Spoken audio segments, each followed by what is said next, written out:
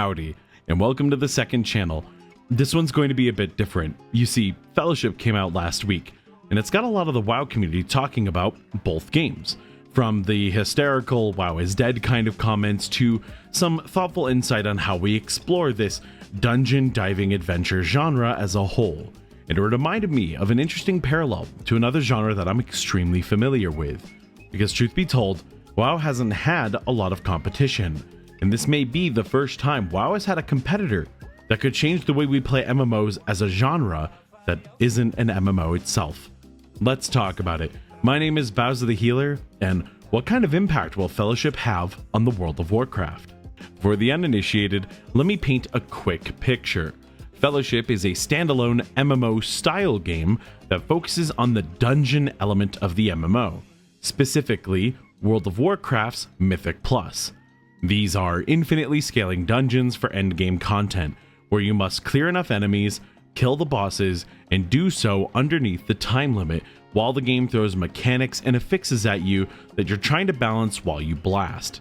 In World of Warcraft, you got one tank to keep all the enemies looking at them and lead the party, 3 damage dealers to destroy the mobs and control them with interrupt and various crowd control effects, and 1 healer that kind of does a little bit of everything here in terms of doing damage, crowd control and whatnot, while also keeping the party alive. It is an extremely fun loop, and if I recall correctly, this might be the most played part of World of Warcraft outside of the open world content.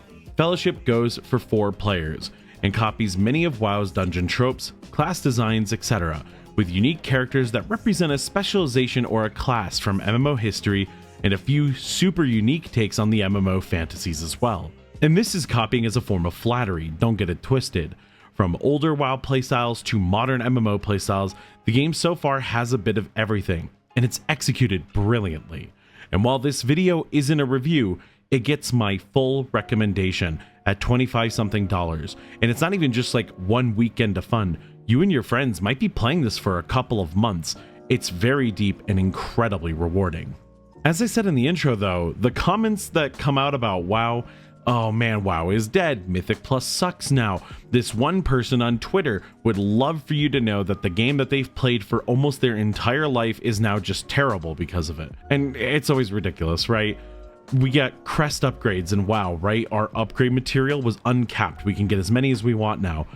And players are already back to playing WoW. Like, the dip in players wasn't that massive. I suspect much like Diablo or Path of Exile, a content season will come out, players will go and check it out, and your favorite game might only lose a week or 2 of players before you start seeing things return to normal. And that's totally fine. It's actually a good thing to play multiple games as long as you play them in a healthy amount. The real effect on World of Warcraft is something that can be observed in tech, and you might be likely watching this video on that piece of tech, your cell phone. And if we zoom in a little bit, even specifically just cell phone cameras. You didn't need to own a specific phone to benefit from what happened in the cell phone market. Apple makes a pretty good camera on their first iPhone. Android phones start stepping up their cameras as they try to compete with the iPhone.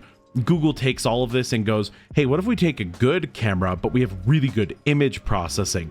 And then all of a sudden, everyone's changing their ideas on what's important for a camera. And now that it's 2025, you get photos like this, right? And video that looks like this.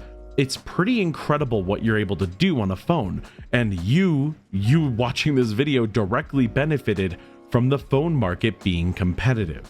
Fellowship has a top tier interface, easy to set up controls, and even complicated systems like figuring out who's targeting what for focus target macros, right? For interrupts and all that in WoW. Yeah, if you're losing me on this one, don't worry, I understand. It's hard to coordinate 4 or 5 players all trying to use their interrupt moves on different targets, and yet Fellowship has a beautiful way of managing this. The short dungeons, alongside the tougher, longer ones, means you aren't always spending 30 to 40 minutes in an instance, and matchmaking that allows for quick and easy compositions to dive into the content with. This also solves a pretty big issue that you'll find in World of Warcraft, where there are a lot of people who don't want to play with low tier or off meta specs in the game. They only want to play with what's meta. And while this is like 99% of the time a skill issue on the person who thinks they shouldn't play with off meta, trust me, it's almost always a skill issue for them. This is a problem that's hard to overcome. How do we incentivize playing with off meta? Oh, but if it's match made, then yeah, I guess you're gonna go play with the low tier anyway, right? World of Warcraft could definitely use some of these features. I'll talk about matchmaking, but matchmaking is a bit of a tough topic. WoW is an open world MMO game. Some of the beauty of that game is the fact that you have to go through the open world to get to the dungeon. However, there are some easy takeaways, like Fellowship's interface system. You're already seeing the effects of that. The Midnight interface looks really good so far, and all the changes are pretty good. I think the baseline features are much more competent for what you need to play the game effectively. And it's clear that Fellowship has had some kind of influence on some of those changes. And a lot of the problem with WoW has been that you've always needed an add-on in order to play the game effectively.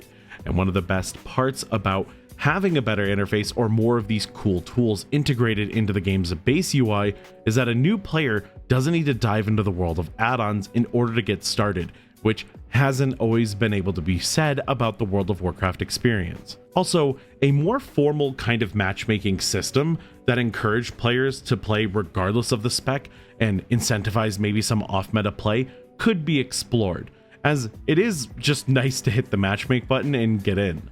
World of Warcraft has some complications though here that are part of what makes it unique, like classes bringing different tools to dungeons.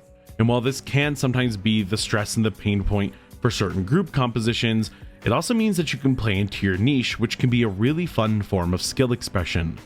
But because Fellowship has less of these issues, and because it now exists as a video game, this does pressure Blizzard. And Blizzard might want to change and find a better solution for matchmaking problems of off-meta compositions in a way that keeps WoW unique, but also helps manage the issue that Fellowship just doesn't have to interface with. Because while a better interface in World of Warcraft could just be copied from another game, and I don't think that many people would complain, I don't want WoW to just completely fold and remove all the uniqueness of classes and specs outright just because another game found a solution for that. You see, WoW does have its advantages over a game like Fellowship. Some of them aren't so fair, like WoW has 20 years of history and it's an MMO, so you have raids and old raids and transmog farms, open world content, roleplay, and all the old stories and quests and cutscenes if you ever wish to go back and check them out. Where Fellowship is just an MMO dungeon simulator, right? It doesn't have the years of history or all that extra content to go and check out. That's no point against it. But the one that really gets me is that WoW's complicated, and I find that to be a part of its charm. Now, don't go into the comments and go, but Bowser, Midnight's making the game easier. No, I played the alpha. While I know some people are worried about their favorite specs, especially when it comes to the tanks and healers, I am not worried about skill expression in Midnight. We haven't even been able to test M+. But no, what I think makes WoW so unique and so complicated in a kind of charming way is the history of the game and the talents. Talents in this game are particularly loaded. There's usually some passives or some really interesting legendaries that, when combined with your talent system or just are in your talent system, are powerful, fun, and change the way you play. There's always been tricks and tech skill that players can discover and optimize, build diversity that could completely transform a whole playstyle, and systems like diminishing returns and interrupts that come from more of a PvP perspective of the game, but have influenced the PvE part of the game in a really cool way. It is the little things like interrupting the correct school of magic on a mob so they don't just back-to-back blast your poor healer, or using defensives and utility from a PvP and open world game and using that to survive some disaster of your tank dying. I don't know, I can't get enough of that. Even just the other day, we had our tank disconnect in the middle of the dungeon, and between me rescuing the tank so that the Thunder Punch wouldn't send them off the map, the DK running away to prolong the intermission so that they didn't die to the boss finally becoming active, a quick and swift battle res while we were all pumping on all cylinders, we were able to time the dungeon regardless of the disaster. And that's only possible because we have this incredibly unique kit that's meant for more than just a dungeon diving video game. And not that Fellowship doesn't have the capacity to have these kinds of moments or its own unique moments. There's just a charm to this 21-year-old something game held together with duct tape that will always get me to come back to play it. And I've seen this before. If you'll permit me one more analogy for the video, it's a reason why I'm so happy Fellowship is here. Super Smash Bros. Melee came out 3 years before World of Warcraft and is still being played competitively to this day. The tournament scene for Melee is so vibrant and so long, we can finally start talking about it like it's tennis, with its eras and generational storytelling finally becoming old enough that we can grasp them as a story. It's a creative fighting game that stays being played despite its 3 sequels that, by the way, also all have their own competitive scenes. It's a bit clunky, this Melee game. Once you get used to it, it feels a lot smoother, but the balance isn't great and the mechanics are, while I love them, a little jank and definitely unruly. But despite all of that, we love playing this game. I still go to events and tournaments to commentate, to play, and to hang out with my friends. But out comes Rivals of Aether 2, which is a sequel to Rivals of Aether 1, which are platform fighters, much in the vein of Super Smash Bros. Melee and its community mods Project M and P+. Rivals 2 is in so many ways Melee-like, from the dash dancing and the wave dashing, the combos and the tech chasing. It's a clone in the best kind of way of taking what works and spinning it in their own way, much like how Fellowship is to WoW, paying homage to the classic while doing its own thing. And it's sick for it, easier to get into than Melee and full of modern niceties like ranked matchmaking out of the box, costumes, etc. All the DLC characters are completely free. Great stuff. But this has never once threatened Melee as a game. Some people prefer Rivals of Aether 2. Some people prefer Melee. And many of them, myself included, play both anyway, to help their friends improve at their preferred games, to enjoy the company of a closely knit community, and to be a part of their favorite thing, fighting games. Rivals of Aether 2 is a better game because of how Melee's meta has developed. Melee has grown because players who got into Rivals 1 and 2 checked out Melee afterwards, and because we've been playing it on Twitch forever now. And you need to understand, Melee is not like WoW and that we don't get any developer support from Nintendo. All the stuff you're seeing here is a grassroots for a genre and a game that we love so much. And Fellowship, again, like Rivals 2's to Melee, is a boon to the MMO genre.